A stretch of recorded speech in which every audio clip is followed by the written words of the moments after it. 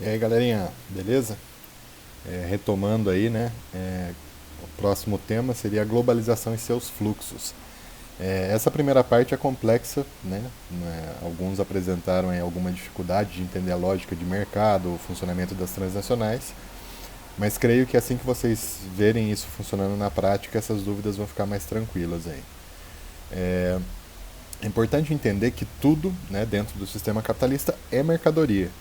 Né? Então, até mesmo os sistemas de informação, música, consumo, cultura, tudo é mercadoria, e como tudo é mercadoria, tudo segue a lógica de reprodução que a gente entendeu, né, que a gente estudou através dos sistemas de mercado e dos sistemas de ampliação e reprodução do, do capital. Né? As multinacionais, as incorporações, as práticas de cartéis, de trust e assim por diante. Beleza? Vamos entender globalização e seus fluxos, né? Como que todo esse sistema macroeconômico, né, que vai dar suporte, né, vai instigar a reprodução desses sistemas no espaço geográfico que a gente observa diariamente, né? No nosso espaço vivido, ele é fruto, ele é influenciado por essa reprodução em macroescala. Beleza? O que é a globalização, né? A globalização é meio que é um conceito que tenta sintetizar, né? Também existem variações chamadas mundialização e assim por diante, mas em geral esses conceitos eles tentam sintetizar esse aprofundamento de um processo de integração econômica, social, cultural, política em todo o globo. Ah, mas com que forças vão acontecer? Obviamente com a força dos mecanismos econômicos dominantes, vão estar muito mais presentes do que os sistemas locais, né, que têm menor força de se fazer presente, ou menor capacidade de se fazer presente. Né? É, e o processo em si, né, ele vai ser impulsionado pela diminuição média dos custos aí, dos meios de comunicação, de transporte, que se dá a partir do século XX e início do século XXI. Né? Só pensar no celular. Né? Celular é a coisa que hoje quase todos temos acesso aí. Ele não era um produto barato. Né? Quando ele surgiu enquanto um sistema de comunicação, um meio de telefonia móvel, né? Algo tão importante assim, ele era extremamente caro. Né? Com o desenvolvimento das infraestruturas, a essas demandas de mercado, essas possibilidades de ganho de capital trazidas pela comunicação, ele vai se ampliando e vai reduzindo o custo. Né? Se amplia a escala de produção e reduz o custo. Milton Santos, né, ele vai lembrar de que o fato do nosso meio geográfico, né, o jeito da gente produzir as coisas, ele se torna, né, técnico, científico, informacional, ele passa a ser mediado por essa condição técnica, né, de estar ligado ao papel da informação e o papel do conhecimento na reprodução social, na produção do espaço e suas consequentes reproduções econômicas, políticas, culturais e assim por diante. Mesmo onde ele está manifestado pontualmente, ele vai assegurar que essas correntes superiores se reproduzam. Exemplo disso, né? Você pode não ter um cinema, né, na sua cidade, mas você vai ter acesso aos conteúdos culturais que o cinema traz. Né? Sejam através das brinquedos, né, que tem os super-heróis do momento, assim por diante, seja através da música, né, que é outro mecanismo de difusão. A gente tem acesso constante aí a músicas produzidas, né, pelos Estados Unidos, mas não temos esse mesmo acesso, ou não temos de maneira igualitária o acesso às músicas produzidas na Jamaica, ou em Cuba, ou no Congo. Isso se dá pela diferença, né, da capacidade de poder dessas multinacionais, né, dessas transnacionais de telecomunicação, de mídia, de cultura, em acessar o mercado, em ter condições de colocar aquele produto com diferenciais de marketing, de moda, de estilo e assim por diante. Beleza?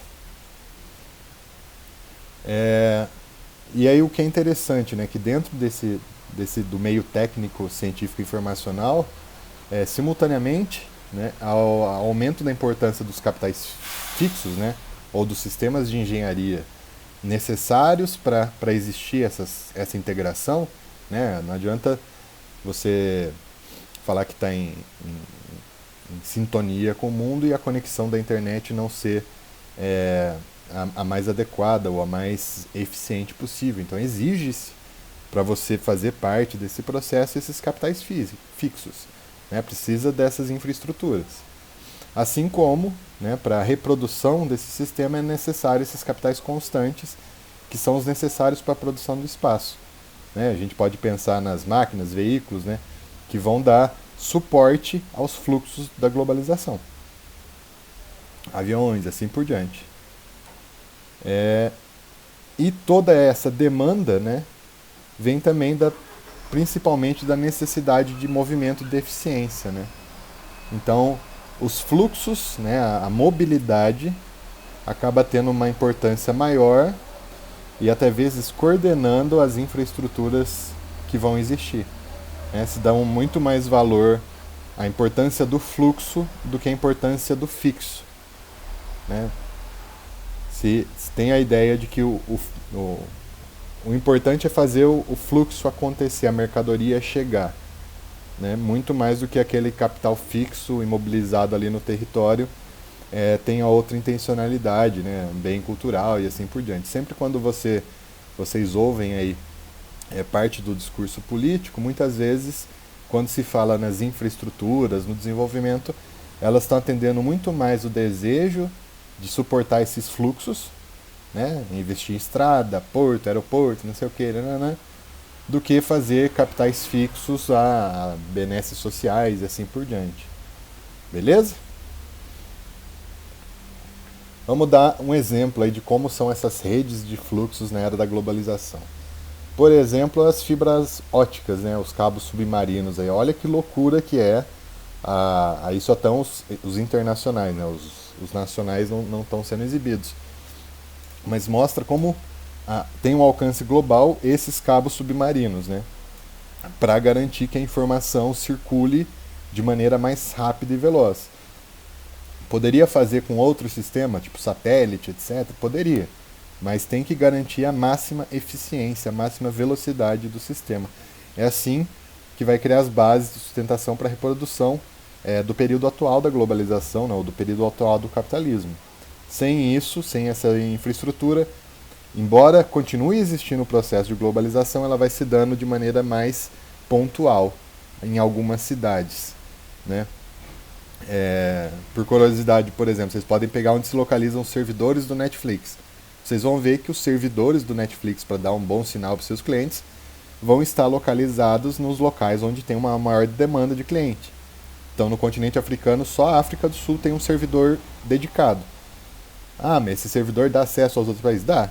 Mas como a demanda é menor, ele se expressa de maneira pontual, mas as estruturas não se reproduzem da mesma maneira.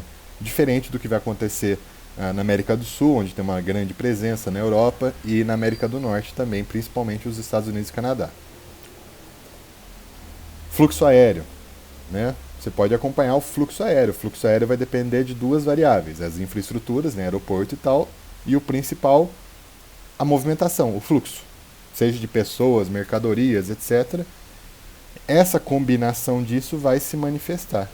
Pode ver que o fluxo aéreo ocorre em escala internacional, mas os locais dotados da maior capacidade desses sistemas de garantir essa circulação fluida adensam ainda mais esse fluxo, né? Tornam ele mais presente. Então a reprodução dos signos, né, dos sistemas da globalização se dá de maneira mais profunda nesses locais e nos que estão à margem de maneira um pouco mais gradual, embora ainda se expresse. Tá? Não esqueçam disso, que embora não tenha um aeroporto na sua cidade, mas ainda você, quando tiver a oportunidade, não sei o que, vai usar esse sistema para fazer esse sistema de transporte para se conectar ou ir para outro lugar, ter esse fluxo de pessoas. Conforme esse fluxo aumenta, os sistemas proporcionalmente vão tendo que ser aumentados. Tem que se construir mais aeroporto, tem que melhorar as pistas e assim por diante. Então, a transformação do espaço geográfico vai se dar, né, nesse momento atual, mediado pelos sistemas de reprodução do capital, onde existir consumo, demanda, não sei o que, vão se dissipar estruturas, vão se distribuir estruturas para a própria reprodução, mas ao mesmo tempo, onde não existem essas infraestruturas, criam sistemas subalternos para atender a essa reprodução. Fluxo de carga. Os navios de carga e tal, o transporte de mercadoria, a maioria é feito por navio, né? Vocês devem saber disso. Como eles ocorrem, os sentidos, os fluxos. Então a gente consegue observar a grande centralidade, né, da China enquanto centro de produção industrial, mandando aí para o mundo inteiro, né, esse azulzinho claro e outros demais. Ambos, né, tanto do o transporte aéreo quanto esse de navio, eles, por ordem internacional, todo navio cargueiro ou todo avião de passageiros deve ter um GPS instalado e dar a coordenada do ponto que ele está, uma questão de segurança, de controle e tal. E vocês podem acompanhar os dois aí nesses sites que estão aqui. Mexam lá, dá uma fuçada, é bem bacana. Então, inclusive, até mesmo nesse momento de isolamento social, de pandemia, a gente consegue observar a manutenção de determinados fluxos de interesse econômico. Né? O interesse econômico impera sobre os demais. Não adianta achar que o mundo é cor-de-rosa, o mundo não é bonitinho, não é não. Interesse econômico em primeiro lugar e aí todos os demais vão se desdobrando. Ok? Aí algo interessante, né? Tem chama-se de Manifesto Slow Food, né? Um grupo aí que prega uma desaceleração da nossa produção social. E nesse manifesto ele tem uma frase interessante, né? Que o nosso século, né, se reproduziu a ideia de uma civilização industrial, urbana e tal, e que acabou fazendo da sociedade seu modelo de vida, né? A gente acabou sendo escravizado pela rapidez, pela eficiência, né, como se fôssemos máquinas, né?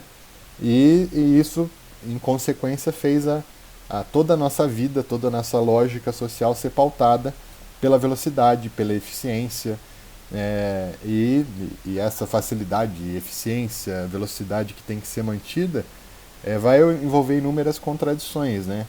Como, por exemplo, a pessoa consegue muito dinheiro por ser eficiente, por ter os fluxos de capitais, negócio tudo acontecendo, em contrapartida, a sua vida, de tão acelerada que se tornou por causa desses mecanismos, acaba sendo proporcionalmente acelerada, né? Come comida congelada, rápida, com péssima qualidade nutricional, destrói hábitos de socialização que estavam tão enraigados dentro da sociedade, eles são destruídos aí, né, por essa aceleração, né? E até mesmo penetra a nossa privacidade isso, né? Essa necessidade de se mostrar a vida privada está muito facilmente violada, né? Os signos da comunicação, da mídia, da publicidade invadem nossas casas, nossas vidas, nossos hábitos, né? Nosso jeito de falar de maneira tão profunda que não sabemos mais o que é local e o que é global. O que da globalização a gente está absorvendo, o que é do local que a gente está produzindo, né? E nos obrigam a comer fast food, né? A ter uma vida rápida, tudo pronto, tudo rápido, e assim por diante. Beleza? Isso é porque fala do slow food, mas essa ideia da aceleração do cotidiano, ela é presente em várias vertentes aí. Inclusive, né, algo adicional e muito interessante é um termo chamado globesidade, né, que o sistema global, né, de reprodução global causou uma obesidade média da população, porque todos passam a comer a comida mais rápida, mais fácil e não necessariamente a mais saudável.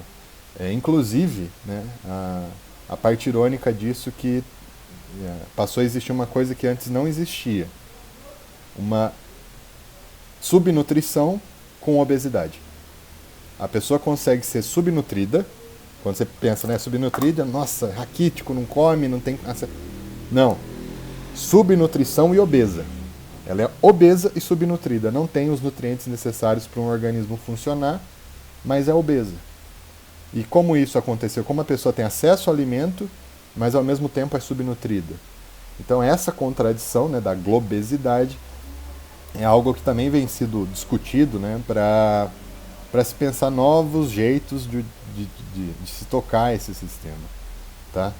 Sempre quando se faz essa avaliação da globalização, a gente tem que pensar as coisas boas, né? O processo globalizatório trouxe grandes avanços. A gente está tendo aula não presencial por causa desses meios, né? Conseguimos manter esse processo de aprendizado com todas as suas limitações, mas com esses meios. Isso é incrível, isso não era pensado antes. Vocês conseguem ter uma complementação de qualquer conteúdo também, remotamente vocês conseguem pesquisar, não precisam ter acesso a livro, enciclopédia, nada. Na própria internet vocês vão ter conseguir. Então tem muita coisa boa. Vocês conseguem, apesar desses mecanismos de circulação, ter acesso à cultura, à história de países que não pertencem a esse núcleo. Coisa que também antes não era possível. Então tem coisas boas também. Mas também é necessário fazer essa crítica do que esse sistema acelerado deixa passar, que ele comprime, ele deixa de fazer existir em prol dessa ideia globalizante, de um ideal social e de consumo, de pertencimento a alguma coisa que acaba deflagrando inúmeros conflitos na nossa vida cotidiana. Beleza? A aula de hoje era isso. Tem um material de apoio, tem os slides, tem esses 2 sites aí para vocês verem, vão ter um exercicinho junto com o material de apoio. Vocês vão ter um prazo bem tranquilo para responder, então não precisam ter pressa. Vocês têm até o final das férias aí para entregar. Entregou antes, eu já lanço os mecanismos de avaliação. Se tiver dúvida, posta lá no Classroom, entre em contato de algum jeito, que a gente tenta conversar para resolver isso. Tranquilo? Saudades de todos vocês, boas férias, né? Embora seja férias menos desejadas de muito tempo, né? Pô, não aguento mais ficar em casa e vou ficar em casa de férias, então mas tá bom, beleza? Abração a todos, bye bye.